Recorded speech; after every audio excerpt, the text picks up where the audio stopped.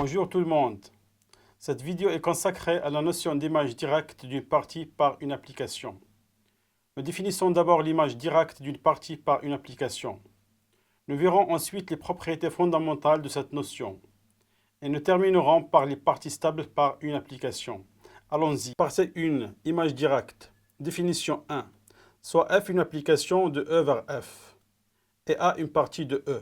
On appelle image directe de A par f l'ensemble noté f de A et est défini par f de A est égal à l'ensemble des y appartenant à f tel que il existe un x dans A tel que y est égal à f de x.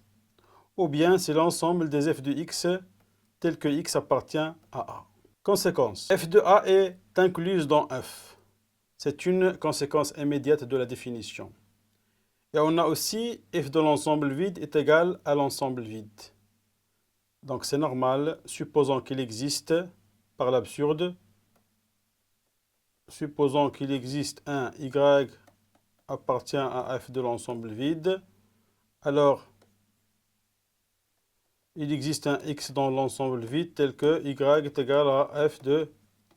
Donc d'où la contradiction. C'est le fait qu'il existe un x dans l'ensemble vide. Alors donc l'ensemble vide est égal à le vide. Donc il ne contient aucun élément. Deuxième conséquence. F de A est égal le vide, c'est et seulement si A est égal le vide. Donc l'implication réciproque est déjà démontrée dans le premier cas. L'implication directe, donc si F de A est égal le vide, montrons que est égal le vide. Donc supposons que, par l'absurde, qu'il existe un x appartient à A. Par l'absurde, bien sûr. Alors y est égal à f de x appartient à f de A. Donc, ce qui implique que f de A elle est différent du vide. Donc, ce qui contredit le fait que f de A est égal le vide. Donc, d'où l'équivalence. Troisième conséquence. Quel que soit y appartient à f, y appartient à f de A, c'est seulement si il existe un x dans A tel que y est égal à f de x. Donc, il découle évidemment de la définition. Donc, quatrième conséquence. Donc, pour montrer que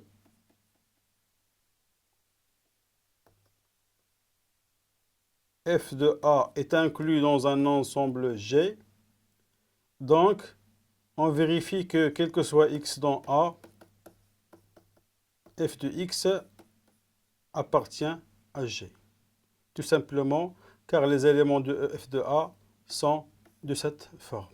Exemple, soit f de R vers R, x est associé par son carré. On a f de l'intervalle moins 1, 2 est égal à 0,4. Donc la première inclusion,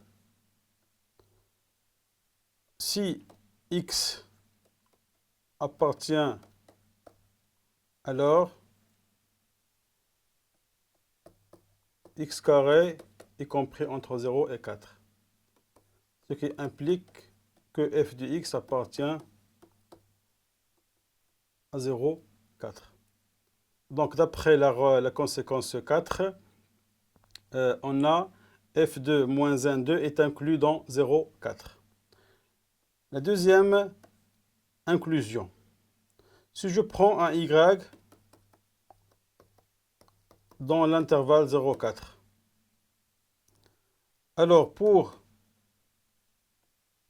x est égal à la racine de y, qui appartient évidemment à 0,2 et qui est inclus dans,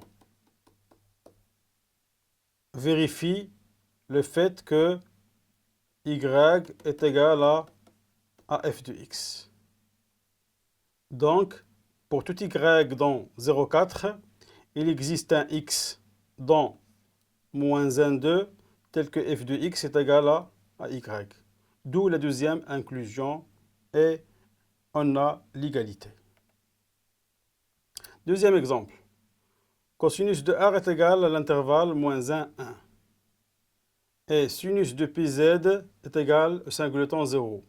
Le Pz, c'est l'ensemble suivant. D'accord? Troisièmement, exponentielle de R+ est égal à 1 plus l'infini. Remarque, on note généralement f de E par image de f et on prononce image de f. L'image directe d'un singleton, f du singleton x, est égale au singleton f de x. Il découle de la définition. Quel que soit x appartenant à E, on a x appartient à A, implique f de x appartient à f de A, par définition. Mais la réciproque n'est pas vraie en général. On peut trouver un x tel que f de x appartient à f de A, mais x n'appartient pas forcément à A. Un exemple. Toujours f de R vers R, x on lui associe x carré. Et A est égal à moins 2, 0. Alors, f de A est égal à 0, à 0,4. Donc forcément, f de 1 est égal à 1 appartient à f de A. Mais 1 n'appartient pas à A. 1 ne figure pas dans l'intervalle moins 2, 0. Propriété. Soit f de E vers f est l'application. Alors, quel que soit AB dans P de E au carré, on a A inclus dans B implique f de A inclus dans f de B. La démonstration est très simple. Si je prends Y dans f de A, alors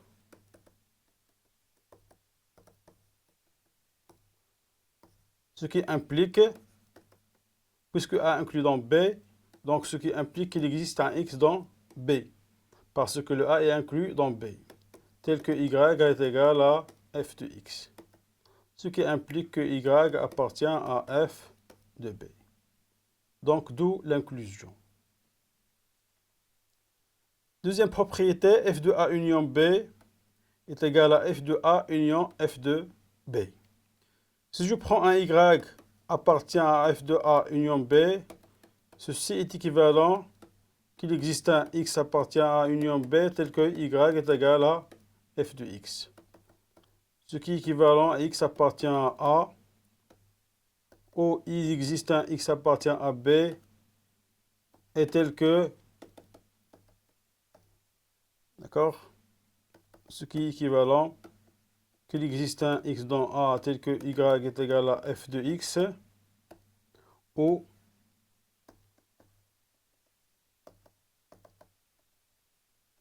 donc c'est la distributivité de la conjonction par rapport à la disjonction.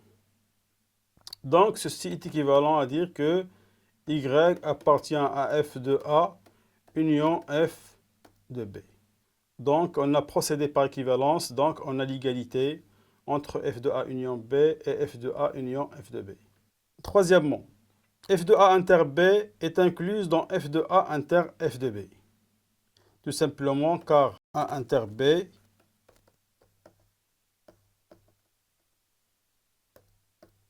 inclus dans f de A. Et A inclus dans B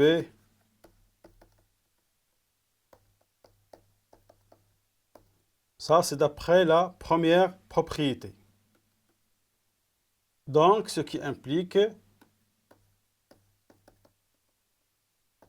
est inclus dans f de A, f de B. Mais cette inclusion est en général stricte. Un exemple. Si je prends f de R vers R, x est associé par x carré, A est égal à moins 2, 0, B est égal à l'intervalle 1, 2. Donc, f de A inter B est égal au vide. Tout simplement car A inter B, c'est le vide. F du vide est égal au vide. Alors, f de A inter f de B, c'est 1, 4.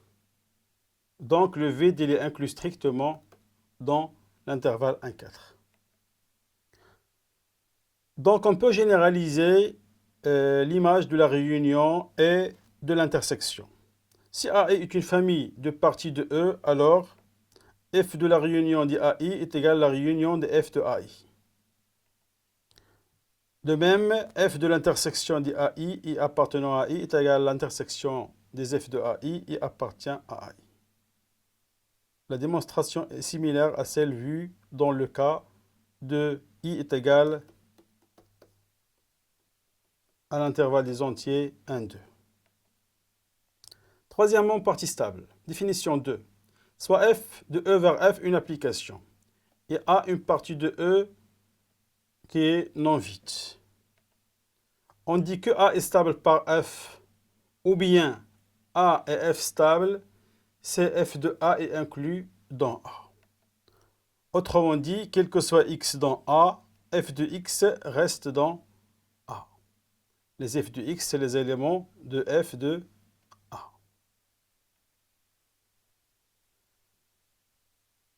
Définition 2. Si A est une partie stable par f, l'application G de A vers A, x est associé par f de x, s'appelle l'application induite par f sur A. Cette application est évidemment bien définie car A est stable par f. Si je prends x dans A, alors son image f de x appartient à A. Exemple, soit f de A vers A, x est associé à 1 moins x, sachant que A est égal à R. Alors, si je prends la partie A est égale à 0,1, alors 0,1 est une partie stable par f.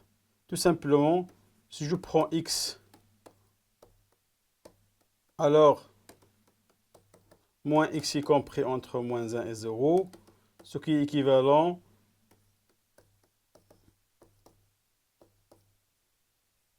donc forcément f de 0,1 est inclus dans 0,1. On a même l'égalité. Donc évidemment 0,1 est une partie stable par l'application f. Cette vidéo est terminée. Merci et à la prochaine.